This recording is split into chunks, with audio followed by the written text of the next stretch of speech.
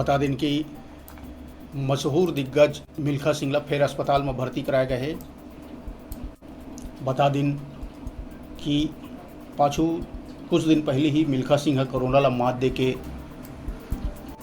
अस्पताल ले छुट्टी मिले रही से, तो अभी गंभीर हालत में फिर से मिल्खा सिंह ला अस्पताल में भर्ती कराए गए है। बता दें कि 4 दिन पहले ओला अस्पताल ले ही छुट्टी मिले रही से, लेकिन फिर एक बार पीजीआई चंडीगढ़ के आईसीयू में भर्ती कराया गया है। जानकारी के मुताबिक मिल्खा सिंह के ऑक्सीजन स्तर में कमी आए के बाद ओला अस्पताल ले जाए गए है, जहाँ डॉक्टर मन वाला आईसीयू में रखे हैं।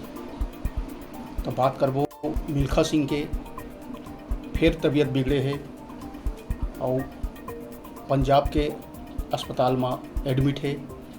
बता दें कि यही अस्पताल में मिल्खा सिंह के पत्नी घलोक भर्ती कराए गए है, ओकरो तबीयत नासाज है।